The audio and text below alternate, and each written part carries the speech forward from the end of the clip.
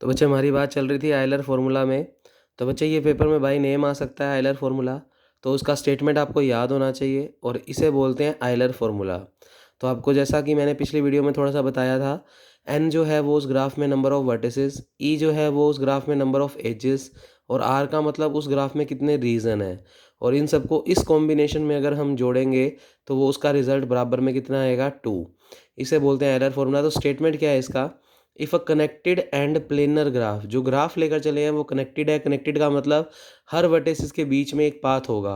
यानी हम अगर किसी भी रास्ते से जाएं, मतलब अगर हमें ए बी से मान लो एफ तक पहुंचना है तो कोई ना कोई रास्ता होना चाहिए। जैसे यहाँ पर ये रास्ता है, ऐसे ही अगर मेरे को मान लो जी तक पहुंचना है तो कोई ना कोई मेरे को रास्ता होना चाहिए। तो ये सारे ये पाथ हैं। तो इसका मतलब हमारे को एक कनेक्टेड और प्लेनर ग्राफ लेना है। प्लेनर का मतलब जिसे प्लेन में बनाया जा सकता है, एजेस आपस में क्रॉस ना करें, तो बच्चे उसे कौन सा ग्राफ कहते हैं, प्लेनर ग्राफ। तो एक कनेक्टेड प्लेनर ग्राफ होना चाहिए जिसके अंदर मान लो कितनी वर्टिसेस हैं, एन वर्टिसेस, ई एजेस और आर रीजन। तो कहता प्रूव करो N minus E plus are बराबर कितना होगा, 2। तो बच्चे सिंपल सा स्टेटमेंट है, जो ग्राफ लेना है वो कनेक्टेड और प्लेनर लेना है। मानना उसमें एन वर्टिसेस है, ई एजेस है और आर रीजन है, और हमें उस पूरी वैल्यू को इक्वल टू प्रूव करना है 2 इस कॉम्बिनेशन में। मतलब इसके दोनों के बीच में माइनस, इन दोनों के बीच में प्लस। तो बच्चे ये रिजल्ट प्रूव करने के लिए हम इसमें मैथमेटिकल इंडक्शन मेथड का यूज़ करेंगे। इंडक्शन मेथड का कंसेप्ट होता है कि हम इसके अंदर सबसे पहले जैसे 0 1 इनके लिए ट्रू करके दिखा देंगे, फिर हम n-1 के लिए ट्रू मान लेंगे और फिर हम प्रूव कर देंगे कि n के लिए भी ये रिज़ल्ट ट्रू है। तो अगर ऐसा कर पाते हैं तो इसका मतलब आप कितनी मर्जी एजेस लो, इनके लिए ये रिज़ल्ट हमेशा क्या होगा, ट्रू। तो जो मैं मैथमेटिकल इंडक्शन लगा रहा हूँ वो एजेस पे लगा रहा हूँ, ई पे लगा रहा हूँ, और उसके थ्रू मैं ये पूरा प्रोसेस प्रूव कर दूंगा कि ये फॉर्मूला बिल्कुल ट्रू है। तो बच्चे सबसे पहले तो प्रूफ में लिखा हमने, we shall prove that this theorem by mathematical induction method, और we have the theorem induction one number of edges of G. तो सबसे पहले हम इसमें एजेस 0 1 इनके लिए प्रूव करेंगे। तो उसने लाइन में तो ये लिखा है कि 1 के लिए प्रूव कर रहे हैं, पर मैं एजेस को 0 भी मान के चलता हूँ, क्योंकि ग्राफ के अंदर एजेस 0 भी हो सकती है, यानी सिर्फ एक वर्टेक्स हो तो वो भी तो एक ग्राफ है। तो उसके लिए भी काम करके दिखाएंगे कि ये फॉर्मूला बिल्कुल ट्रू है। तो देखें ध्यान से। तो बेसिस ऑफ इंडक्शन, इंडक्शन के स्टार्टिंग में हम क्या मानते हैं, सबसे पहले ई बराबर, यानी एज कितनी ली, 0, ये 0 लिखा हुआ है। इफ़ ई को हम 0 कंसीडर करते हैं तो सोचो अगर एज किसी ग्राफ में है ही नहीं तो वो एक सिंगल वर्टेक्स वाला ग्राफ बनेगा, ये जैसे बनाया हुआ है। तो उसमें सिर्फ एक ही वर्टेक्स होगा, और इसका रीज़न जो होगा वो ये इनफाइनाइट रीज़न होगा। रीज़न मैंने आपको समझाया है पिछली वीडियो में। तो बच्चे रीज़न इसका सिर्फ ये आउटर वाला एरिया इनफाइनाइट रीज़न होगा, जिसका नाम रख दिया R1। यानी हमें अगर ई बराबर 0 लेते हैं तो ई का मान तो हो गया 0, तो उस केस में सिर्फ एक ही वर्टेक्स होगा, तो n का मान हो गया 1, क्योंकि n क्या बताता है, नंबर ऑफ वर्टेक्सेस। और इस केस में सिर्फ एक ही रीज़न होगा, वो भी इनफाइनाइट रीज़न, तो इसका मतलब स्मॉल r की वैल्यू भी 1। तो बच्चे इस फॉर्मूले में रख देते हैं और चेक करते हैं बराबर में 2 मिलेगा या नहीं। तो बच्चे n को रखा 1, e को रखा 0 इस केस में, और r को रखा 1। तो बच्चे 1 + 1 हो गया 2, और 2 - 0 2, तो बिल्कुल इक्वल टू RHS आ रही है। इसका मतलब e बराबर 0 के केस में ये रिज़ल्ट इस फॉर्मूले को बिल्कुल जस्टिफाई कर रहा है, बिल्कुल सही रिज़ल्ट दे रहा है। तो लिखने का तरीका, अगर हम e को 0 मानते हैं यानी एजेस उस ग्राफ में है ही नहीं, then g must have just 1 vertex. तो फिर उस ग्राफ में सिर्फ एक ही वर्टेक्स होगा, यानी n का मान 1 होगा, और एंड 1 इनफाइनाइट रीजन, और एक इनफाइनाइट रीजन होगा, तो r का मान 1। और ये सारे तीनों मान उठाकर इस फॉर्मूले की LHS में रखेंगे। तो बच्चे रखा हुआ है, तो ये कुल मिलाकर दे रहा है 2, और हमें भी इक्वल टू में 2 ही चाहिए था। इसका मतलब ये फॉर्मूला, इसे यूलर फॉर्मूला बोलते हैं, ये फॉर्मूला e बराबर 0 के लिए बिल्कुल सही है। तो फिर मैथमेटिकल इंडक्शन कहता है 1 के लिए भी करके दिखाओ। तो अगर मैं एजेस को 1 लेता हूँ, अब ये लॉजिकली सोचने वाली बात है, तो बच्चे थोड़ा सा मैं बताता हूँ। अगर हमने मान लो एजेस का मान अब 1 के लिए प्रूव करना है कि ये फॉर्मूला सही है या नहीं। अब एजेस अगर अपने 1 लेते हैं तो बच्चे दो बातें होती है, ध्यान से सुनना। अगर एजेस 1 लेते हैं तो दो बातें होती हैं, या तो एज 1 है तो दो वर्टिसेस हो सकते हैं, जैसे ये V1 वर्टेक्स, ये V2 वर्टेक्स, और इनके बीच में एक एज। एक तो केस ये बन सकता है, और या फिर एजेस अगर 1 है तो सिर्फ ये भी हो सकता है कि वर्टेक्स एक ही हो और उसके ऊपर सेल्फ लूप हो। ये भी तो एक ग्राफ है, एक वर्टेक्स है एक एजिस है, वर्टेक्स और एजिस के कॉम्बिनेशन को ही तो ग्राफ कहते हैं। तो इस वक्त भी एज तो 1 ही है और वर्टेक्स भी एक ही है, यानी एजिस 1 के केस में दो केस बनाएंगे कि अगर किसी ग्राफ में एज एक ही है तो उस ग्राफ में सेल्फ लूप आने पर एक वर्टेक्स भी हो सकता है और दो वर्टेक्स भी हो सकते हैं। तभी जाकर एजेस एक बनाई जा सकती है। उसके अलावा तो जो भी और वर्टिसेस बढ़ाओगे तो फिर एजेस बढ़ जाएंगी। तो एजेस अगर वन ही लेनी है तो दो पॉसिबिलिटीज़ है, या तो एक वर्टेक्स के साथ एक सेल्फ लूप तो भी एजेस वन है और वर्टेक्स भी एक ही है, और एजेस वन है तो वर्टेक्स दो भी हो सकते हैं। तो यानी वर्टेक्स एक भी हो सकता है और वर्टेक्स दो भी हो सकता है। अब हम पहले मैं यहाँ पर समझा रहा हूँ फिर उसमें लिखा हुआ बताऊँगा। मान लो ये वाला केस लेता हूँ, यानी मैं मानकर चलता हूँ एजेस अगर एक है तो एक ही वर्टेक्स है और वो सेल्फ लूप में है। तो बच्चे इस वक्त अगर रीज़न की बात करें तो ये भी एक रीज़न है और एक ये रीज़न है, तो दो रीज़न बन गए R1 और R2। तो इस केस में एजेस तो कितनी है 1, यानी इस वाले एग्जाम्पल को बात करें तो एज 1 वर्टेक्स भी 1, पर रीज़न की वैल्यू स्मॉल r की वैल्यू 2, दो रीज़न मिल रहे हैं। तो बच्चे फॉर्मूला है n माइनस ई प्लस आर। बच्चे n माइनस ई प्लस आर में वैल्यू रखूँ तो n का मान कितना है इस क्वेश्चन में, वी वर्टेक्स मतलब n, तो n का मान 1, ई का मान 1 और r का मान 2। 1 से 1 कट गया, कितना ही बचेगा 2। बिल्कुल RHS आ रही है हमारी, तो इसका मतलब ई बराबर 1 के लिए भी ये वाला आइलर फॉर्मूला बिल्कुल सही है। इधर आ जाओ, इसमें बात करते हैं तो नंबर ऑफ वर्टिसेस कितने हो गए 2, एजेस अभी भी 1, और रीज़न बचे अब तो इसका सिर्फ एक ही इनफाइनाइट रीज़न है, तो इसका मतलब इस केस में रीज़न सिर्फ एक ही है, तो r का मान हो गया 1। तो फॉर्मूला होता है n माइनस ई प्लस आर, वैल्यू रखो, n का मान 2 है, ई का मान 1 है, आर का मान 1 है, इस 1 से बन गया, कितना ही बचेगा 2। यानी ई बराबर 1 के लिए भी ये केस बिल्कुल ट्रू है, पर ई बराबर 1 के लिए केस 2 बनाकर दिखाने पड़ेंगे, तो हमने बनाए। तो देखिए हम नोट्स में लिखा हुआ, if we suppose e equal to 1 the number of vertices of g is either 1 or 2। तो जी के अंदर जो वर्टिसेस होंगे वो या तो 1 होगा या 2 होगा। द फर्स्ट पॉसिबिलिटी ऑफ, तो सबसे पहली पॉसिबिलिटी मानकर चल रहे हैं ऑक्यूरिंग व्हेन द एज इज 0। अगर हम एज को क्या मान लें 0, अगर एज को 0 मानते हैं तो उस केस एज को sorry when the edge is a loop not 0, जब हम एज को एज अ क्या कंसीडर करें लूप के रूप में, तो उस केस में मैंने आपको भी पीछे समझाया कि एक ही वर्टेक्स होगा। तो ये V1 बना हुआ है बच्चे, ये एक ही वर्टेक्स है और उस केस में एक ही एजेस है, और उस केस में रीज़न बनेंगे 2 और फॉर्मूला लगाकर दिखाया हुआ है। तो नंबर ऑफ वर्टिसेस 1 इस केस में, एजेस तो ऑलरेडी 1 है ही, और बच्चे रीज़न इसमें कितने बनेंगे 2, और सोल्व करेंगे तो बराबर में 2, यानी ये आइलर फॉर्मूला को क्या कर रहा है सेटिस्फाई। तो एन इन दिस केस, और जब नॉन लूप लेंगे तो ऐसा कुछ डायग्राम बनेगा, उस केस में भी एक ही एज होगी, रीज़न भी एक ही होगा, पर वर्टिसेस 2 हैं तो एन का मान 2 हो गया, ई का मान अभी भी 1 है, रीज़न भी 1 है। तो बच्चे इसमें रखा एन का मान 2, ई का मान 1 लेकर चले हैं, आर का मान एक ही रीज़न बन रहा है, तो कुल मिलाकर ये भी 2 दे रहा है। Hence the result is true for e is equal to 1, यानी एजिस को 1 लेकर चलते हैं तो बिल्कुल ये रिजल्ट ट्रू है। अब ये कोई नई हेडिंग नहीं है, ये इसी का ही पार्ट है, ये पूरी थ्योरम अभी भी चल ही रही है। तो बच्चे कुल मिलाकर 0 के लिए फॉर्मूला सही है, 1 के लिए सही है। तो इंडक्शन हाइपोथेसिस क्या कहती है कि आप E-1 के लिए इस रिजल्ट को ट्रू मान लो। तो हमने बोला बाय इंडक्शन हाइपोथेसिस, तो आप इसको अलग से हेडिंग मत लगाना, बाय इंडक्शन हाइपोथेसिस यूँ लिखना, now we suppose that result is true for any connected planar graph g with E-1 edges. तो हमने मान लिया कोई भी कनेक्टेड प्लेनर ग्राफ अगर हम लें E-1 एजेस का, तो भी ये फॉर्मूला बिल्कुल क्या होगा सही होगा। तो अब किसके लिए प्रूव करेंगे, ई एजेस के लिए। Now we shall will prove that this result for connected planar graph with e edges, यानी हम अब प्रूव करेंगे कि ये फॉर्मूला ये रिजल्ट ई एजेस के लिए भी ट्रू है। तो E-1 के लिए तो ट्रू मान लेंगे अब, और ई के लिए प्रूव करेंगे। अब ई के लिए प्रूव करना है तो हमने अलग से क्या काम किया, हमने कहा कि जो हमारे ग्राफ का नाम जी था उसमें हमने एक एज और जोड़ दी, यानी E-1 तक के लिए तो ट्रू है। अब ई के लिए ट्रू करने का मतलब एक एज जोड़ दी, E-1 में एक जोड़ेंगे तो ही तो ई एजेस आएंगी। तो वो कह रहा है कि मतलब हमने एक एज जोड़ दी, किसमें, पहले ग्राफ जी में कितनी एजेस थी E-1, और उसके लिए फॉर्मूला बिल्कुल सही है। अब उसके अंदर हमने एक एज जोड़ दी, तो हमने क्या लिखा, वी एड 1 न्यू एज के, एक के नाम से न्यू एज जोड़ दी, किसमें, जी में।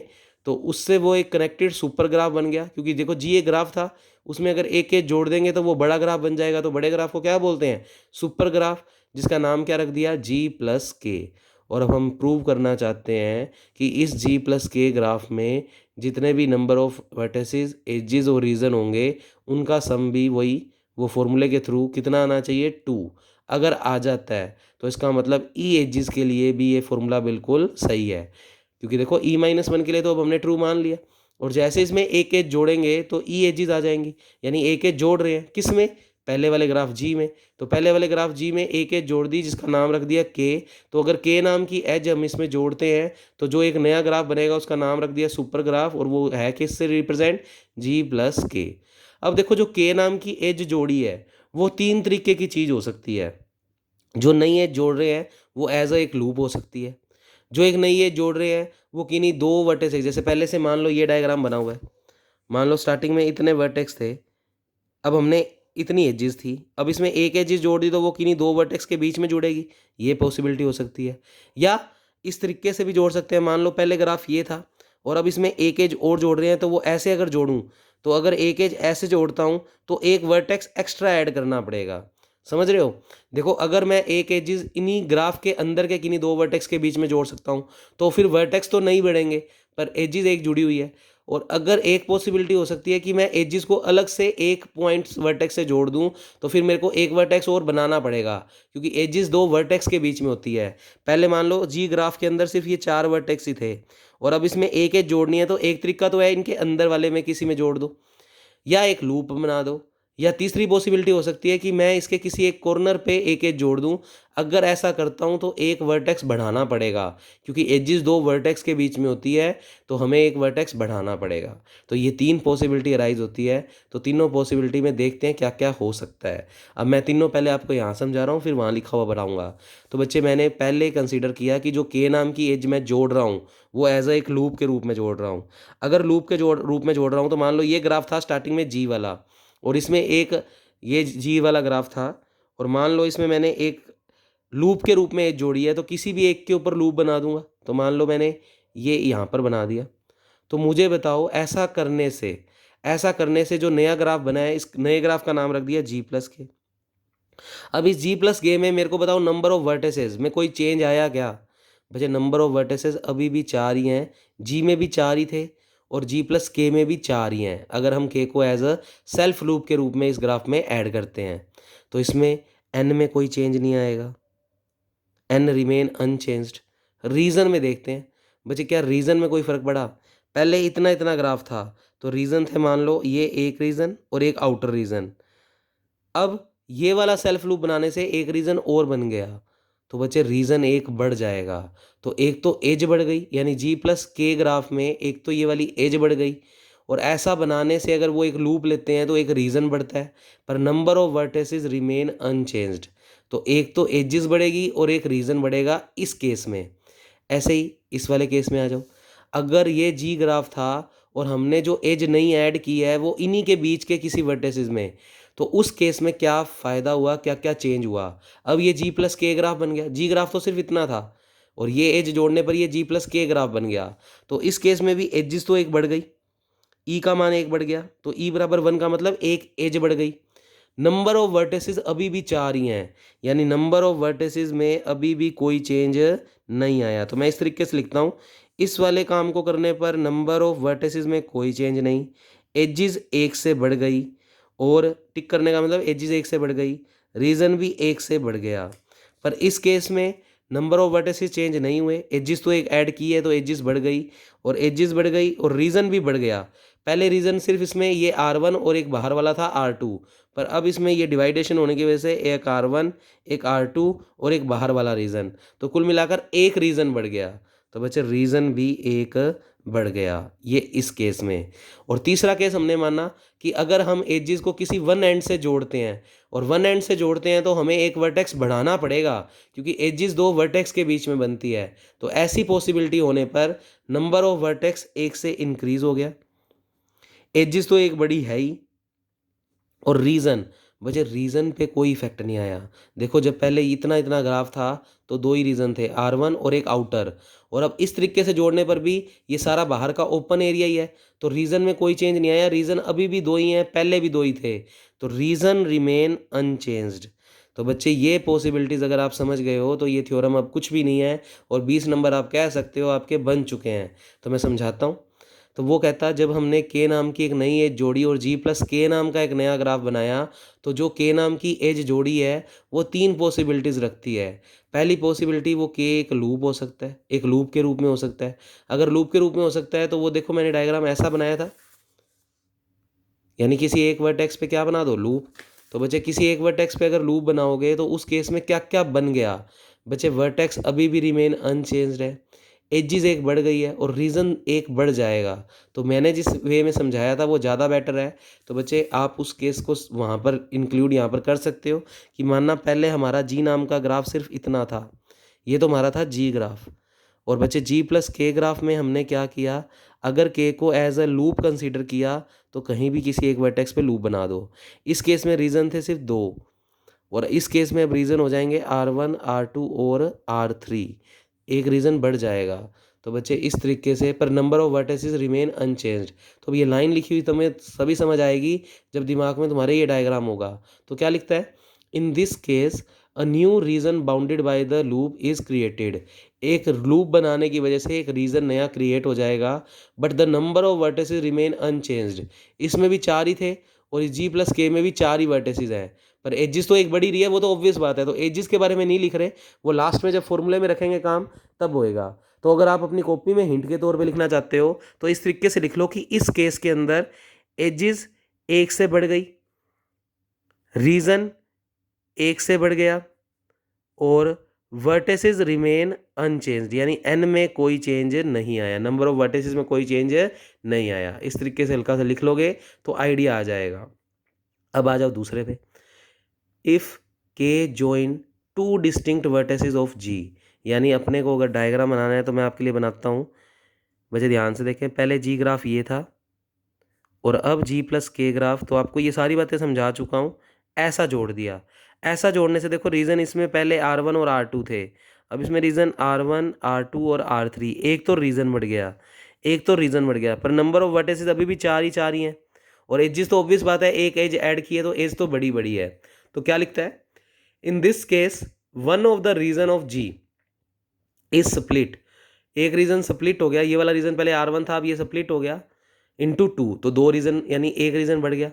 सो the number of region is created by 1, एक रीजन क्रिएट हो गया, but the number of vertices remain unchanged.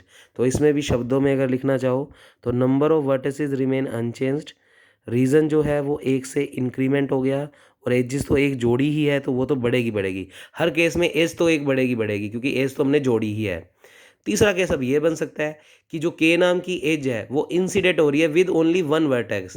With only one vertex का मतलब जो मैंने आपको बताया था कि ये पहले जी ग्राफ था और अब जी प्लस के ग्राफ जो बनाया है उसमें किसी एक एंड पर हमने वर्टेक्स एक एज जोड़ दी। अब अगर एक एज जोड़ेंगे तो यहाँ पर एक वर्टेक्स एक्स्ट्रा बढ़ाना ही पड़ेगा क्योंकि एज 2 वर्टेक्स के बीच में होती है। तो इस केस में वर्टेक्स बढ़ जाएंगे, एज तो एक बड़ी है ही, पर रीज़न पे कोई इफेक्ट नहीं आया। रीज़न इधर भी R1 R2 थे, अभी भी कोई सप्लीशन नहीं हुआ तो R1 और R2 ही हैं। तो क्या लिखता है, in this case another vertex must be added increasing, यानी एक वर्टेक्स इंक्रीज होगी the number of vertexes by 1, एक वर्टेक्सेस 1 से बढ़ जाएगी, but leaving the number of region remain unchanged, पर रिमेन रीज़न जो है वो रिमेन अनचेंज रहेंगे। तो आप हल्का सा शब्दों में लिखना चाहें तो रीज़न रिमेन अनचेंज्ड, वर्टिसेस अब की बार 1 से बढ़ जाएंगे और ई भी एक बार 1 से बढ़ जाएगा। एजिस तो बढ़ ही रही है क्योंकि हमने के नाम की एज ऐड की है। तो बच्चे कुल मिलाकर ये 3 पॉसिबिलिटी, अब इन तीनों पॉसिबिलिटी के लिए कैलकुलेशन करते हैं इनके थ्रू जो अपनों ने ये पॉइंट सोचे हैं। तो बच्चे वो क्या लिखता है, let N dash E dash R dash denote the number of vertices edges and region in G. माना जी के अंदर जो नंबर ऑफ वर्टिसेस है उनका नाम एन डैश, एजिस जो है वो ई डैश और रीजन जो है वो आर डैश से represent, and N E R हमने सेम मान लिया जी प्लस के लिए, यानी जी प्लस के number of vertices N, G plus के नंबर ऑफ वर्टिसेस ई ओ एजिस ई और जी प्लस के की रीजन्स आर। तो बच्चे जी के तो वर्टेस एजिस और रीजन के नाम ये हैं और जी प्लस के ये हैं। हालांकि फॉर्मूले में हमें जी के दिए हुए थे, कोई बात नहीं है, लास्ट में बस इस केस के लिए हमने थोड़ा सा चेंज किया है तो डजेंट मैटर। फॉर्मूला लेकर आना है कि एन माइनस ई, जी प्लस के जो नया ग्राफ बनाया है ई एजिस वाला। ई एजिस वाला क्यों कह रहा हूँ, क्योंकि ई माइनस वन के लिए तो हमने प्रूव कर ही दिया है कि ये रिजल्ट बिल्कुल सही है। अब ई एज के लिए प्रूव कर रहे हैं तो एक एज जोड़ी है, तो के नाम की एज जोड़ी है। तो बच्चे अब जो नए नंबर ऑफ वर्टिसेस, एजेस और रीजन है, इनका मान भी सोल्व होकर 2 आना चाहिए। और देखो जी ग्राफ में जो e-1 एजेस है, ये कितनी एजेस को रिप्रेजेंट कर रहा है? ई डैश एज अ e-1 को रिप्रेजेंट कर रहा है, और e-1 के लिए तो ये थ्योरम ट्रू है। तो बच्चे n dash minus E dash plus are dash का मान तो 2 है, क्योंकि जी के लिए देखो मैं लाइन दिखाऊंगा आपको। आप लिख चुके हो कि जी ग्राफ में अगर e-1 एजेस है, यानी जब तक हमने एक एज और नहीं जोड़ी तब तक के लिए तो ये थ्योरम ट्रू है, मतलब वो फॉर्मूला सही है। तो बच्चे आप कह सकते हो कि जी के केस में, अगर जी केस में नंबर ऑफ वर्टिसेस, एजेस और रीजन ये है, तो इनका इस तरीके से कॉम्बिनेशन का रिजल्ट 2 है। तो आप लिख लो कि इस लाइन में जो जी ग्राफ के लिए आपने ये और ये मानने हैं, तो by n dash minus E dash plus are dash, इसका मान तो 2 है, ये तो गिवन है। और प्रूव करना है कि जी प्लस के में अब जो ये नंबर ऑफ वर्टिसेस, एजेस और रीजन आए हैं वो भी 2 बनाए इन तीनों केसेस के लिए। तो 1 बाय 1 कैलकुलेशन करके देखते हैं कि इन तीनों केसेस के लिए क्या क्या बन रहा है। तो बच्चे केस फर्स्ट के अंदर जैसा कि मैं आपको बताऊं, number of vertices remain unchanged. तो बच्चे इसका मतलब जी प्लस के में जो n है वो n डैश के बराबर ही है, यानी g और g प्लस के में, g में जितने वर्टेक्स हैं उतने वर्टेक्स g प्लस के में है। तो g के वर्टेक्स किससे रिप्रेजेंट किए हैं? n डैश से। और g प्लस के वर्टेक्स किससे रिप्रेजेंट किए हैं? n से। और केस फर्स्ट में n रिमेन अनचेंज्ड, तो n डैश के बराबर ही है। तो देखो n को n डैश के बराबर रख दिया, माइनस का साइन एज इट इज। जी में कितनी एजेस थी? ई। और जी प्लस के में जी में कितनी एजेस है? ई डैश। और जी प्लस के में एजेस है ई। ई का मतलब है कि जी प्लस के में जो एजेस है वो एक बढ़ चुकी है जी से। तो जी में कितनी है? ई डैश। ई डैश में एक जोड़ दो तो जी प्लस के की एजेस बन जाएंगी। जैसे केस फर्स्ट में मैंने दिखाया तुम्हें कि एजेस एक से इंक्रीड होगी, एक से बढ़ गई, तो उसको लिखने का तरीका क्या होगा कि जो ई एज थी वो तो किस में है? जी प्लस के में। और वो जी प्लस के में जो ई एजेस है वो एग्जैक्टली बराबर किसके है? जी ग्राफ में थी ई डैश, और उसमें एक जोड़ी है हमने के नाम की एज, तो ई डैश प्लस 1। तो बच्चे ई को लिख सकते हो ई डैश प्लस 1, बाहर माइनस था तो बाहर माइनस चल रहा है। रीज़न बच्चे पहले केस में रीज़न एक से इंक्रीज हो गया, तो जी में कितने रीज़न थे? R dash. और जी प्लस के में रीज़न का नाम है आर। आर का मतलब ये आर रीज़न आर डैश में एक बढ़ जाएगा। तो बच्चे आर की वैल्यू क्या रखोगे? आर डैश प्लस 1, यानी हमने जी में जितने रीज़न लिए थे उससे एक बढ़ा दिया, तो वो किसके रीज़न आ गए? जी प्लस के। तो बच्चे मैंने इनको जी की टर्म्स में लिख दिया, और इस तरीके से लिख दिया कि जो केस फर्स्ट में आया था कि एक तो एज बढ़ा दो जी से, तो जी में एजेस थी ई डैश, उसमें एक बढ़ा दी। जी में रीज़न थे आर डैश, उसमें भी एक इनका इंक्रीमेंट। पर अपने पहले केस में एन डैश यानी वर्टेक्स में कोई फ़र्क नहीं पड़ा था, तो n dash as it is. अब थोड़ी कैलकुलेशन कर दो, माइनस का अंदर मल्टीप्लाई करेंगे तो माइनस का ई डैश माइनस का 1, माइनस का 1 और प्लस का 1 क्या हो गया? Cancel out.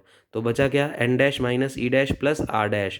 और जी के लिए ये जो तीन चीज़ें दी हुई है, और जी के लिए मैथमेटिकल इंडक्शन में लिख चुके हैं कि इसकी वैल्यू कितनी है? 2। तो इसका मान अगर 2, तो ये पूरा काम इसके बराबर में चल रहा है, तो इसकी वैल्यू भी कितनी आ गई? 2। इसका मतलब जो नया ग्राफ जी प्लस के बना है उसके लिए भी ये कंडीशन बराबर 2 दे रही है, तो यूलर फॉर्मूला इसमें क्या हो रहा है? सेटिस्फाई। ऐसे हम के सेकंड बनाते हैं। अब के सेकंड को यहीं पर समझो, मैं इसको फिर से लिखूंगा। एन का मान बच्चे के सेकंड में भी एन पे कोई फर्क नहीं आएगा, तो एन और एन डैश बराबर होंगे, माइनस एज इट इज़। बच्चे रीजन में एक का इंक्रीमेंट, एजेस में भी एक का इंक्रीमेंट, तो रीजन में भी एक बढ़ा दूंगा, यानी ई को लिखूंगा ई डैश प्लस 1, आर को लिखूंगा आर डैश प्लस 1। तो ये लिखा हुआ है बच्चे, देखो केस सेकंड में एन तो एन डैश के बराबर रहेगा, पर ई और आर में एक एक का इंक्रीमेंट, तो e dash plus 1 r dash plus 1, इसमें भी -1 से +1 कैंसिल आउट, ये बचेगा। इसका मान तो 2 दे ही रखा है, क्योंकि जी के लिए तो थ्योरम ट्रू है, तो इसका मान 2 तो इसका मान भी 2, यानी जी प्लस के लिए भी ये रिजल्ट ट्रू है। तीसरे केस में हमने देखा था नंबर ऑफ वर्टिसेस बढ़ जाएंगे, एजिस तो बढ़ेगी हर केस में, पर रीजन पे कोई इफेक्ट नहीं आएगा। तो इस बार एन को लिखेंगे एन डैश प्लस 1, ई को लिखेंगे ई डैश प्लस 1, पर आर पे कोई इफेक्ट नहीं आएगा, तो आर आर डैश के बराबर ही है, यानी जी में जितने रीजन है उतने ही रीजन जी प्लस के में है। तो ये बातें मैं सारी समझा चुका हूँ बच्चे। +1 से -1 कैंसिल आउट, इस केस में भी n dash minus E dash plus are dash, और इसका मान तो जी के लिए 2 है ही, अगर ये 2 है तो ये भी 2 आ गया। तो इसका मतलब जब हमने नई एज ऐड की तब भी ये इंडक्शन हाइपोथेसिस से ये फॉर्मूला बिल्कुल सही है। तो आप कह सकते हो this result is true for g plus k. तो बाय इंडक्शन हाइपोथेसिस हर एजेस के लिए, हर प्लेनर ग्राफ के लिए ये फॉर्मूला बिल्कुल सही है। यानी कोई ग्राफ अगर कनेक्टेड प्लेनर ग्राफ है और उसमें वर्टिसेस, एजेस और रीजन दिए हुए हैं तो उनका इस तरीके से कॉम्बिनेशन हमेशा 2 के बराबर ही होगा। अब बच्चे आगे वाली 2 थ्योरम में थोड़ी सी याद करने वाली है, तो इसमें कॉम्प्लिकेशन नहीं करेंगे, हम डायरेक्ट ही समझने की कोशिश करेंगे। तो बच्चे ये पैराग्राफ तो आपको वैसे भी लिख सकते हो, क्योंकि स्टेटमेंट में क्या कह रहा है पहले पढ़ते हैं। कहता जी जो है वो एक कनेक्टेड सिंपल प्लेनर ग्राफ है। सिंपल ग्राफ है तो कोई लूप नहीं बनेगा, कोई पैरेलल एजेस नहीं होंगी। तो ये लाइनें ही थोड़ी बहुत लिखी हुई है, वो आप अपने शब्दों में लिख देना, पर इसमें थोड़ा सा काम तो याद करना पड़ेगा, तो वो मैं बताता हूँ। विद जो ग्राफ लिया है विद एन, एन का मान ग्रेटर देन इक्वल टू 3, यानी एन का मान कम से कम तुम यानी वर्टिसेस जो लोगे वो या तो 3 के बराबर या 3 से ज़्यादा। एंड ई लिखा नहीं हुआ तुम लिख लो, ई नाम की एजेस ली है। तो वो कहता फिर इस केस में यानी जी अगर कनेक्टेड सिंपल प्लेनर ग्राफ है और जिसमें नंबर ऑफ वर्टिसेस 3 या 3 से ज़्यादा है, तो उस केस में एजेस हमेशा लेस देन या इक्वल होती है 3n-6 के। तो ये फॉर्मूले का आगे भी मैं यूज़ करूँगा, वो इंपॉर्टेंट है। तो ये फॉर्मूले की डेरिवेशन है, मतलब कि ये प्रूव करो कि एजेस 3n-6 से हमेशा क्या होगी, कम। अब बच्चे अगर एज ए डायग्राम से देखें तो बात जस्टिफाई होती है। प्रूव करने के लिए थोड़ा सा बात याद करनी पड़ेगी, तो वो मैं बताता हूँ क्या। अब देखो इस केस में अगर हम बात करें तो एन का मान अगर कम से कम 3 लेना है तो मैंने एन यानी वर्टिसेस 3 ले लिए। ये एन का मान 3 लेना है तो वर्टिसेस 3 ले लिए। कनेक्टेड प्लेनर ग्राफ लेना है तो कनेक्टेड कर दिया, सारे के सारे वर्टिसेस के बीच में कुछ ना कुछ पाथ है, कनेक्टेड ले लिया। प्लेनर तो है ही क्योंकि कोई भी एज क्रॉस नहीं कर रही, तो बच्चे ये कनेक्टेड प्लेनर ग्राफ है। तो वो इसमें एजेस काउंट करो। अब इसमें रीजन कितने बनेंगे, एक रीजन तो ये और एक आउटर वाला, तो R1 और R2 दो रीजन बनेंगे। और बच्चे इसमें एजेस काउंट करो, 1 2 और 3। तो बच्चे एजेस का मान तो कितना हो गया 3, तो यहाँ ई में तो आ गई वैल्यू 3।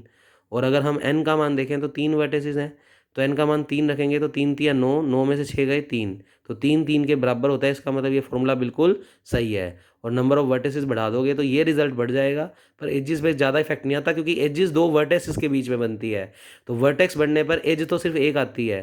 तो बच्चे ऑब्वियस बात है ये रिजल्ट हमेशा इससे क्या ही होगा, बड़ा या हाईएस्ट क्या होगा, बराबर।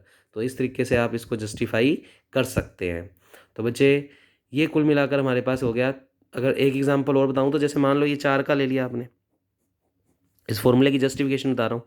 4 वर्टेक्स ले लिए और मान लो ये एक प्लेनर ग्राफ है, इसमें कोई एज क्रॉस नहीं कर रही। तो बच्चे एजेस गिनो, 1 2 3 4 5, एजेस के मान तो 5 है, तो ई का वैल्यू तो होगी 5।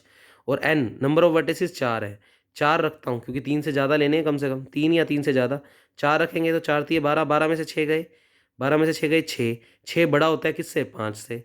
तो बिल्कुल ये चीज़ या तो बड़ी होगी या हाईएस्ट क्या होगी, बराबर। बराबर इस केस में आ रही है और इस केस में ये रिजल्ट बड़ा आ रहा है इससे।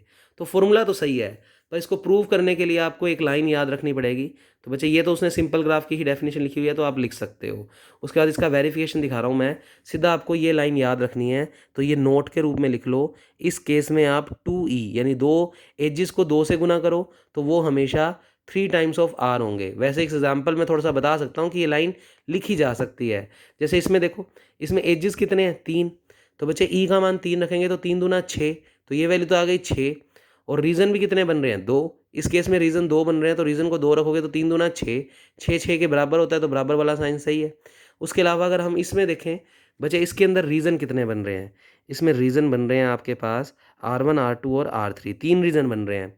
और एजेस की बात करें तो 1 2 3 4 और 5, एजेस 5 है, रीजन 3 है। बच्चे अगर एजेस में 5 रखोगे तो 5 दूना 10, और रीजन में 3 रखेंगे तो 3 3 9, तो 10 बड़ा ही होता है 9 से। तो ये रिजल्ट बिल्कुल ट्रू है। तो इसको इस तरीके से बस याद रखना है कि इस थ्योरम का वेरिफिकेशन पेपर में अगर आता है कि रिजल्ट प्रूव करो कि ई जो है वो less than equal to 3n/6 होता है, तो आप ये नोट के रूप में याद रखेंगे कि 2 edges greater than equal to 3 region. और जैसे ही याद रखोगे तो आपने यूलर फॉर्मूला अभी पढ़ा है, n-e+r बराबर क्या होता है, 2। अब इसमें से कैलकुलेशन समझ नहीं आएगी तो मैं तुम्हें एक वाइट पेज पे लिखवा रहा हूँ, तो तुम इसको कट करके बस जो मैं लिख रहा हूँ वो लिख देना, अपने आप ये फॉर्मूले की डेरिवेशन आ जाएगी। तो मैं समझा रहा हूँ तुम्हें, देखें ध्यान से। तो इस वाली थ्योरम को तुम इस वाले से नोट कर लो, तो साइड में ऐसे लिख लो। तो बच्चे ये थ्योरम का वेरिफिकेशन आता है तो आप डायरेक्ट ये लिखेंगे, वी नो दैट, हम जानते हैं कि इस केस में 2 edges greater than equal to होंगी 3r। समीकरण नंबर इसको दे देना 1। फिर हम कहेंगे बाय यूलर फॉर्मूला। तो यूलर फॉर्मूला हमने अभी अभी पढ़ा है बच्चे। यूलर फॉर्मूला अगर आपको पढ़ाऊँ तो n minus E plus are बराबर 2। अब मान लो ये थ्योरम 10 नंबर में आ जाती है तो तुम पहले यूलर फॉर्मूला का लेम्मा जो भी अभी हमने प्रूव किया है वो पूरा लिख देना और फिर ये वेरिफिकेशन कर देना। अब बच्चे देखो इस क्वेश्चन में कहीं ना कहीं मुझे 3r की वैल्यू रखनी है। 3r की वैल्यू रखनी है तो इस वाले में 3r का मान निकालना है तो 3 से क्या करना पड़ेगा, मल्टीप्लाई। तो आप लिखेंगे मल्टीप्लाई बाय 3। तो आप ऐसे ही नोट कर लो, ज़्यादा बेटर समझ जाओगे। इसको 3 से इसलिए किया क्योंकि मेरे को 3r का मान चाहिए। तो 3 से मल्टीप्लाई करूँगा तो बनेगा 3n माइनस 3e 3r और 3 दूना कितना हो गया 6। 3r का मान निकाल लो यहाँ से तो 6, ये उधर जाकर माइनस का हो गया और ये उधर जाकर प्लस का हो गया। ये 3r की वैल्यू उठाकर इसमें रख दो तो लिखेंगे फ्रॉम इक्वेशन 1 2e चल ही रहा है, ग्रेटर देन इक्वल टू चल ही रहा है, 3r का मान ये पूरा का पूरा रख दो तो 6 माइनस 3n प्लस 3। तो सिंपल सी थ्योरम है, बस एक ये नोट याद रखना पड़ेगा। फिर बच्चे इसमें कुल मिलाकर अपने को वैल्यू क्या प्रूव करनी है, आंसर देखो ये निकालना है हमें e less than equal to 3n minus 6 ये लेकर आना है। तो बच्चे e वालों को एक तरफ कर लो, 2e को उधर ले जाओ, बाकी सब उधर ले जाओ। तो देखो 3n इधर आकर प्लस का हो गया, 6 भी इधर आकर माइनस का हो गया, निशान इस तरफ ओपन है और 2e को उधर ले जाओ तो 3e तो ऑलरेडी है इधर और 2e उधर जाकर माइनस का हो गया। 3 में से 2 जाएंगे 1 तो 3n माइनस 6 का मान ग्रेटर देन इक्वल टू क्या आ गया e। चेक कर लो 3n माइनस 6 की तरफ ही निशान ओपन है, 3n माइनस 6 की तरफ ही निशान ओपन है और e जो है वो इस चीज़ से छोटा है, e जो है वो इस चीज़ से छोटा है। तो आ गया रिजल्ट। तो बच्चे ये है इस थ्योरम का वेरिफिकेशन। ऐसी अगली थ्योरम में भी तुम्हें एक लाइन याद रखनी पड़ेगी तो मैं बताता हूँ। तो एक बार इसका स्टेटमेंट पढ़ो क्योंकि आगे जो क्वेश्चंस करने हैं उनमें ये फॉर्मूला कब यूज़ हो सकता है। अगर कोई graph connected simple planar graph है जिसमें नंबर ऑफ वर्टिसेस 3 या 3 से ज़्यादा हैं और ई एजेस हैं तो उस केस में मैं ये फॉर्मूला लगाकर भी काम कर सकता हूँ। यानी किसी ग्राफ को प्लेनर ग्राफ अगर शो करना है तो आप इस कंसेप्ट का यूज़ कर सकते हो। ये हमेशा हर प्लेनर ग्राफ के लिए जिनकी वर्टिसेस 3 या 3 से ज़्यादा हैं उनके लिए रिजल्ट हमेशा क्या है, ट्रू। तो ये फॉर्मूला इस तरीके से मैं यूज़ करूँगा आगे मेरे क्वेश्चंस को प्रूव करने के लिए। नेक्स्ट भी बच्चे जी अब की बार कनेक्टेड सिंपल प्लेनर ग्राफ है। पिछले वाली थ्योरम में भी g connected planar simple graph था और एन का मान वही greater than equal to 3 vertices और ई एजेस, इतनी लाइन तो सेम थी पर ये लाइन एक्स्ट्रा ऐड हो गई and no circuit of length 3। मतलब इसमें 3 एजेस होंगी, 3 वर्टिसेस होंगी, 3 वर्टिसेस के लिए लेंथ यूज़ कर रहा है। ठीक है बच्चे, तो ये कनेक्टेड सिंपल प्लेनर ग्राफ है जिसमें ई एजेस हैं बट नो सर्किट। यानी अगर किसी क्वेश्चन में नो सर्किट लिखा हुआ आ जाए तो उस केस में फॉर्मूला होता है E less than equal to 2n minus 4। अभी अभी प्रूव किया है E less than equal to 3n minus 6, पर अब वो कहता अगर कोई ऐसा ग्राफ लेते हो जिसमें सर्किट भी नहीं है, उसमें सर्किट हो सकता था, इसमें सर्किट नहीं है। अगर सर्किट नहीं है, मेंशन है, तो फिर ये रिजल्ट ट्रू है कि E less than equal to क्या होगा 2n माइनस 4। अब इसके लिए भी बच्चे ये तो लाइनें सारी एज इट इज़ यही लिखी हुई हैं पर इनको मत पढ़ना, डायरेक्ट आप नोट लगाकर कि 2e greater than equal to क्या होगा 4r। तो इसके लिए आपको याद रखना पड़ेगा। अब इसकी भी कैलकुलेशन तुम्हें नोट्स में समझ नहीं आएगी तो इसकी और लिखवा रहा हूँ। आगे बाकी सारे नोट्स ये बढ़िया बने हुए हैं तो आप इसमें फिर नोट के रूप में लिखेंगे 2e 2 edges greater than equal to 4r। तो बच्चे ये लाइन तुम्हें याद रखनी है नोट के रूप में। फिर वही आयलर फॉर्मूला बुला लेंगे तो हमने लिखा बाय यूलर फॉर्मूला। तो बच्चे यूलर फॉर्मूला की बात करें तो यूलर फॉर्मूला था हमारे पास n minus E plus are बराबर 2। बच्चे 4r का मान चाहिए तो 4 से मल्टीप्लाई कर दूंगा तो मल्टीप्लाई बाय 4, मल्टीप्लाई बाय 4। जैसे ही 4 से मल्टीप्लाई करेंगे 4n minus 4e plus 4r बराबर 8। 4r की वैल्यू निकाल लो तो 8 माइनस 4n प्लस 4e। तो ये उधर जाकर माइनस का और ये उधर जाकर प्लस का। बच्चे अब इस इक्वेशन को बुला लो 2e less than equal to 4r। इधर 4r का मान ये रख दो एज इट इज़ तो 2e less than equal to 4r की वैल्यू रख दो ये वाली 8 माइनस 4n प्लस 4e। ई को एक तरफ बाकी सबको एक तरफ। तो बच्चे इस 2e को उधर ले जाओ और इन दोनों को उधर ले जाओ तो माइनस का 4n उधर जाकर किसका हो गया प्लस का, 8 उधर जाकर किसका हो गया माइनस का, निशान ये चल ही रहा है। 2e उधर चला गया तो 4e तो उधर था ही और 2e उधर चला गया तो ये बन गया। थोड़ा सोल्व कर लो बच्चे, 4 कॉमन आ जाएगा इसमें से, या चले रहने दो, 4n minus 8 less than equal to, बचे 4e माइनस 2e कितना हो गया 2e, 4 में से 2 जाएंगे 2 ही बचेंगे, बचे पूरे को 2 से अगर डिवाइड करवा दें तो ये क्या बनेगा देखो ध्यान से, 2n माइनस 4 यानी 2 कॉमन ले लिया और 2 से 2 क्या हो गया cancel out, less than equal to E, तो 2n माइनस 4 लेस देन ई, यानी ई बड़ा या बराबर होता है 2n माइनस 4 से। ई निशान में देखो क्या गलती कर दी हमने, 2e greater than equal to 4r, अच्छा इधर मैंने गलती कर दी बच्चे देखो ध्यान से, 2e greater than equal to 4r लेकर चले थे तो निशान ये था, 4r की वैल्यू रख दी पर निशान ये था, फिर ये दोनों स्टेप इधर ले गए, निशान इस वक्त ये था, तो ये थोड़ी सी करेक्शन करें बच्चे, उसको उधर ले गए, निशान बस ये चल रहा है, सोल्व सारा वैसे ही किया, निशान बस ये चल रहा है, तो बच्चे e छोटा या बराबर होता है 2n माइनस 4 से, यानी 2n माइनस 4 बड़ा होता है e से, तो 2n माइनस 4 बड़ा होता है e से, तो आप इसको अच्छे से नोट कर लें। तो ये थ्योरम का वेरिफिकेशन भी हो गया। तो बच्चे ये फॉर्मूला तो तब कामयाब है जब सर्किट नहीं होगा, और ये फॉर्मूला तब कामयाब है जब सर्किट ना दिया हो, मतलब सर्किट हो सकता है इसमें सर्किट, अगर सर्किट के बारे में कुछ नहीं लिखा हुआ तो ये फॉर्मूला यूज़ करेंगे, और अगर नो सर्किट लिखा हुआ है तो ये फॉर्मूला यूज़ करेंगे। तो दोनों फॉर्मूले आपने याद कर लिए होंगे। मोस्ट इंपॉर्टेंट दोनों क्वेश्चन है, सेक्शन बी में 4 मार्क्स में मिल सकते हैं। तो आज की वीडियो में बस ये 2 क्वेश्चन और करेंगे और उसके बाद बच्चे इतना काम आप पढ़कर आएंगे। तो देखो मैंने कल परसों भी आपको करवाया था कि K5 एक नॉन प्लेनर ग्राफ होता है, ये प्रूव करो। तो उधर तो हमने डायग्रामेटिकली तरीके से प्रूव किया था, पर इसको फॉर्मूले से भी प्रूव कर सकते हैं। अब K5 का मतलब क्या होता है, एक कंप्लीट ग्राफ है जिसमें 5 वर्टिसेस हैं। तो बच्चे देखो 5 वर्टिसेस वाला तुमने कंप्लीट ग्राफ पहले वाली वीडियोज़ में बना रखा है। कंप्लीट ग्राफ का मतलब होता है हर 2 वर्टेक्स के बीच में एजेस होंगी ही होंगी, 2 डिस्टिंक्ट वर्टिसेस जो होंगी उनके बीच में एजेस होंगी ही होंगी, और कोई भी सेल्फ लूप या पैरेलल एजेस नहीं होंगे। तो ये K5 नाम का एक कंप्लीट ग्राफ है। वो कहता प्रूव करो कि K5 हमेशा एक नॉन प्लेनर ग्राफ है। अब नॉन प्लेनर ग्राफ प्रूव करना है तो हम इसमें कॉन्ट्राडिक्शन मेथड मान रहे हैं, हमें प्रूव करना है कि ये एक नॉन प्लेनर है, पर हमने मान लिया कि ये प्लेनर है। तो यहाँ से देखो verification, as a contradiction we shall suppose कि graph is planar, K5 graph is planar. हमने मान लिया कि ये K5 ग्राफ कैसा है, प्लेनर। अब अगर हमने प्लेनर मान लिया तो अभी अभी पढ़कर आए हैं, इसमें कोई भी सर्किट का जिक्र नहीं है। तो अगर कोई भी ग्राफ प्लेनर ग्राफ है, कनेक्टेड तो ऑब्वियस बात है होगा, अगर प्लेनर है तो सारी साइड सारी वर्टिसेस के बीच में पाथ है, इसका मतलब वो कनेक्टेड ग्राफ है। तो बच्चे अगर कोई ग्राफ प्लेनर ग्राफ मानते हो तो उसमें e less than equal to 3n minus 6 की कंडीशन हमेशा क्या होगी, सेटिस्फाई। और K5 है यानी n का मान 5 है तो वो 3 से तो ज़्यादा ही है, इसका मतलब 3 या 3 से ज़्यादा है, तो ये फॉर्मूला लगा सकते हैं, तो बिल्कुल लगा सकते हैं। तो हमने बोला, हमने मान लिया कि K5 एक प्लेनर ग्राफ है, तो कुछ गलत मान लिया तो देखते हैं। अगर K5 को प्लेनर मान लिया तो उसे इस कंडीशन को क्या करना होगा, सेटिस्फाई। और तुमने K5 नाम का डायग्राम बना ही रखा है। एजेस गिनो इसमें, बच्चे इसमें एजेस आ रही हैं 1 2 3 4 5 6 7 8 9 10। तो बच्चे एजेस आ रही है 10, और इसके वर्टेक्स कितने हैं, 5, क्योंकि K5 का मतलब ये वाइफ किसको बताता है, वर्टेक्स को। n का मान 5, e का मान 10। अब क्योंकि हम मानकर चले हैं कि शायद K5 एक प्लेनर ग्राफ है, अगर K5 प्लेनर ग्राफ है तो वो इस कंडीशन को क्या करेगा, सेटिस्फाई। कंडीशन है कि 3n माइनस 6 बड़ा आना चाहिए या बराबर आना चाहिए e के। बच्चे सोचो, n का मान 5 रखेंगे तो 15 माइनस 6 9, और एजिस का मान इस क्वेश्चन में कितना आया हुआ है, 10। क्या 10 छोटा होता है क्या 9 से, नहीं।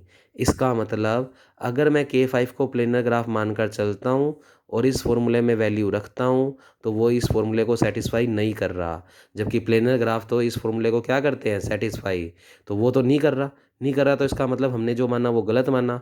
हमने गलत माना था कि K5 एक प्लेनर ग्राफ है, तो K5 कभी भी प्लेनर ग्राफ नहीं होता। तो पिछली वीडियोस में मैंने डायग्राम से समझाया था कि K5 हमेशा नॉन प्लेनर होता है, क्योंकि उसमें एजेस कोई एक एजेस आपस में क्रॉस करेगी, पर हम इसको उस तरीके से ना करके इस तरीके से पेपर में करके आए तो ज़्यादा बेटर है। तो हम क्या कहेंगे, K5 को प्रूव करना है नॉन प्लेनर, हमने उल्टा मान लिया कि K5 प्लेनर है, फिर हमने कहा K5 अगर प्लेनर है तो वो इस कंडीशन को क्या करेगा, सेटिस्फाई। इस कंडीशन में वैल्यू रख के दिखाई हुई है, तो देखो 3n माइनस 6 यानी इसको बुला लिया, n का मान 5 है तो 3 5 15, 15 माइनस 6 9।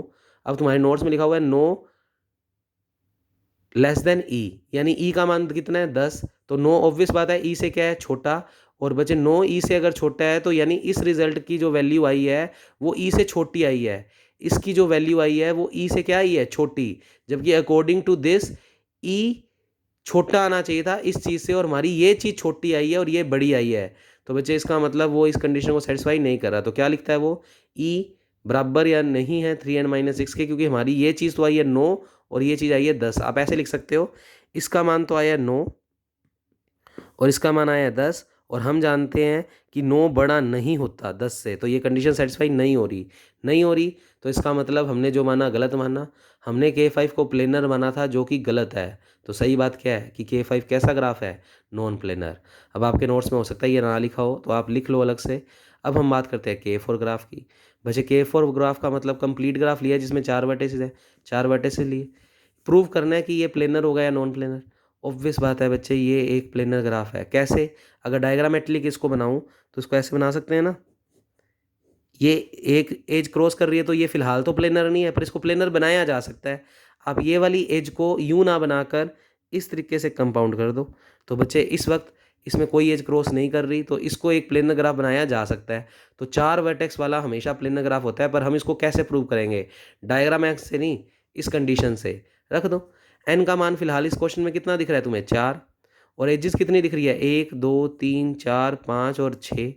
रखो यहाँ पर एन का मान 4 रखेंगे तो 3 चौके 12, 12 में से 6 गए 6, तो इसकी वैल्यू तो आई 6। और एजिस का मान भी कितना है बच्चे, 6, 6 बराबर 6, कंडीशन बराबर आ रही है। तो आप कह सकते हो एजिस 6 और इस वैल्यू को सोल्व करने पर भी 6, तो ये और ये बराबर आ रहे हैं, और बराबर वाली कंडीशन आ रही है, इसका मतलब सेटिस्फाई कर रही है कंडीशन को। तो बच्चे ये कैसा ग्राफ होगा, प्लेनर ग्राफ। तो लिख दो, this K4 is a planar graph. ऐसे नेक्स्ट क्वेश्चन भी मोस्ट इंपॉर्टेंट है। अभी तक इन दोनों ही क्वेश्चनों में सर्किट की बात नहीं थी, इसमें वो क्या कहता, सर्किट की बात तो इसमें भी नहीं है, पर हमने दिमाग लगाया कि ये सर्किट इसमें होगा या नहीं। तो बच्चे शो दैट, वो कहता K3,3। अब की बार K3 नहीं लिखा, K3,3। और तुम अगर अपने नोट्स को ढंग से पढ़ रहे हो तो मैंने एक तुम्हें कंप्लीट बाइपेटाइट ग्राफ पढ़ाया था। बच्चे कंप्लीट बाइपेटाइट ग्राफ की रिप्रेजेंटेशन थी Km, तो बच्चे ये K3,3 एक कंप्लीट बाइपेटाइट ग्राफ को शो कर रहा है। और कंप्लीट बाइपेटाइट ग्राफ का मतलब बताया था कि इसके अंदर आप 2 वर्टेक्स के सेट बनाएंगे और उसमें हर वर्टेक्स का इसके हर एक वर्टेक्स से कनेक्शन करोगे, पर इन वाले वर्टेक्स का आपस में कनेक्शन नहीं करोगे और इन वाले वर्टेक्स का आपस में कनेक्शन नहीं करोगे। तो सर्किट कहाँ बन रहा है, ये सारा विदाउट सर्किट है। देखो ध्यान से, खुला है डायग्राम, ये इतना इतना बन रहा है और ये कहीं से बंद नहीं है, तो ये क्लोज शेप नहीं बन रही। ऐसे इसको देखो तो ये ऐसे बना रहा है, ये भी नीचे से ओपन है सारा, और ये भी देखें तो ये भी सारा का सारा नीचे से ओपन है, तो सर्किट नहीं बन रहा। यानी हमें दिया नहीं हुआ था, पर हमने दिमाग लगाया कि K3,3 को प्रूव करना है कि वो एक नॉन प्लेनर ग्राफ है। अगर K3,3 को हमें नॉन प्लेनर ग्राफ प्रूव करना है, तो बच्चे हमने पहले सोचा कि K3,3 है क्या चीज़। तो K3,3 है क्या, कंप्लीट बाइपेटाइट ग्राफ। कंप्लीट बाइपेटाइट ग्राफ का डायग्राम बनाया। ये वाला 3 का मतलब V1 में भी 3 वर्टिसेस है, और इस वाले 3 का मतलब V2 में भी 3 वर्टिसेस है, और कंप्लीट बाइपेटाइट ग्राफ को शो कर रहा है, तो हमने उस हिसाब से डायग्राम बना दिया। अब तुम वर्टिसेस गिनो बच्चे, 1 2 3 4 5 6, टोटल 6 वर्टिसेस हैं, तो n का मान हो गया 6। एजिस गिनो, 1 2 3, 1 2 3, 3 और 3 6, 1 2 3, टोटल 9 एजिस आ रही है, तो ई का मान 9 हो गया। क्योंकि हम इसमें देख पा रहे हैं कि इसमें कोई सर्किट नहीं है, तो इसका मतलब हम इसमें दूसरी वाली थ्योरम यूज़ करेंगे, और दूसरी थ्योरम के अंदर फॉर्मूला था E less than equal to 2n-4। तो ये वाले फॉर्मूले से चेक करेंगे। अब अगर ये वाली कंडीशन सेटिस्फाई होती है तो प्लेनर है, और अगर ये नहीं हो रही तो प्लेनर नहीं है। एन का मान इस क्वेश्चन में 6 है, तो 6 रखेंगे तो 6 दूनी 12, 12 - 4 8। तो मैं वैल्यू रख के दिखाता हूँ, ये बन रहा है 12, 12 - 4 8। और बच्चे ई, इसमें एजिस गिनो कितनी आ रही है, 9। तुम्हारी इसकी वैल्यू सोल्व करने पर आ रहा है 8, इसकी वैल्यू आ रही है 9। निशान इस तरफ ओपन आना चाहिए था, पर हम जानते हैं कि ये चीज़ पॉसिबल नहीं है। 8 तो छोटा होता है, जबकि अपने को निशान यही चाहिए, तो इसका मतलब ये कंडीशन सेटिस्फाई नहीं हो रही। तो आप क्या लिखोगे कि E less than equal to 2n-4 नहीं आ रहा, तो प्रूव हो गया। तो इसमें भी कॉन्ट्राडिक्शन मेथड यूज़ किया है। हम मानकर चले कि K3,3 कैसा ग्राफ है, प्लेनर मानकर चले, तो उसको इस कंडीशन को क्या करना पड़ेगा, सेटिस्फाई। कंडीशन ये वाली क्यों लगाई, क्योंकि इसमें सर्किट नहीं बन रहा, तो लिखा नो सर्किट है, तो ये वाली कंडीशन लिखेंगे। तो हमने गलत मान लिया कि ये एक प्लेनर ग्राफ है। अगर ये प्लेनर ग्राफ है और वो भी विदाउट सर्किट वाला है तो इसमें ये वाली कंडीशन सेटिस्फाई होनी चाहिए। लगा कर देखी तो कंडीशन सेटिस्फाई नहीं हो रही, इसका मतलब हमने जो माना वो गलत माना। तो कंडीशन सेटिस्फाई नहीं हो रही, इसका मतलब ये प्लेनर ग्राफ नहीं है। अगर ये प्लेनर नहीं है तो ये कैसा होगा, नॉन प्लेनर ग्राफ। तो पूरी लाइन लिखो, सो K3,3 is non planar graph. तो बच्चे ये यहाँ तक की वीडियोज़ आज कवर करेंगे, कल करेंगे नेक्स्ट टॉपिक। कल वाला काम 12 नंबर में आ सकता है। तो ये हो गई हमारी फर्स्ट यूनिट, अभी नहीं कल काम जो करेंगे उसके बाद फर्स्ट यूनिट क्या हो जाएगी, कंप्लीट। तो डिस्क्रीट की एक यूनिट कंप्लीट हो गई है बच्चे। फिर से सभी बच्चे भाई कंप्लीट जमा कराएं। अब ये नहीं है कि थोड़े दिन बाद बच्चे फ़ीस करवाओ, मेरे को सर को रेशो देना है तो आगे कंसेप्ट उनके सारा क्लियर करना है, हिसाब किताब। तो बच्चे आप लोग फटाफट से फिर से सारी सबमिट करवाएं। Okay, thank you class.